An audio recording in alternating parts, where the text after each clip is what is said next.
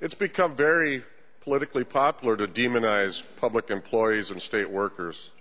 But I think if the general public was aware of some of the sacrifices they've already made, the polls might look a little different, and we shouldn't operate under polls regardless. But I think people need to be aware that there are 17% fewer state workers on the payroll today than there were 8 or 9 years ago.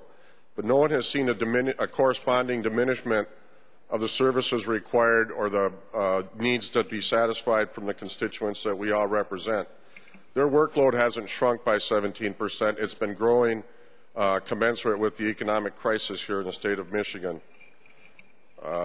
Would you like to go to work in one of our maximum security institutions, work with the very worst people in our society day in and day out, and to be told by the state legislature that the work that you do is important, but we don't value it enough to give you the raise that you bargained in good faith, that you bargained to replace all of the concessions, the $700 million as the previous speaker represented? I don't think any of us would want to do that and be told our jobs are worth less.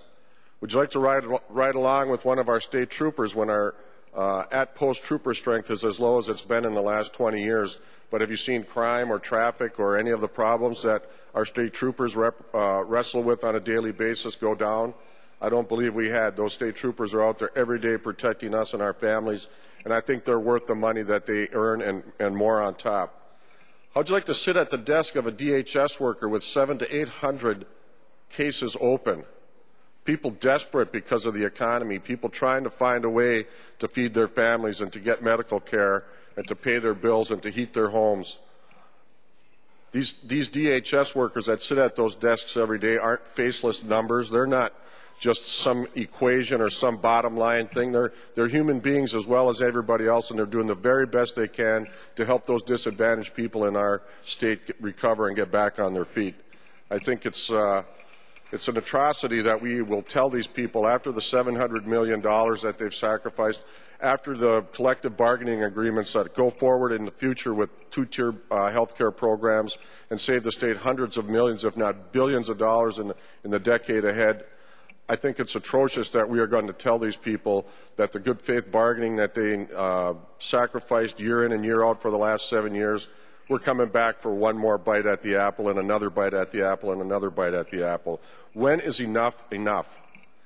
I think now enough is enough. These state workers have demonstrated time and again their willingness to sacrifice, their willingness to work hard on behalf of the people of the state of Michigan.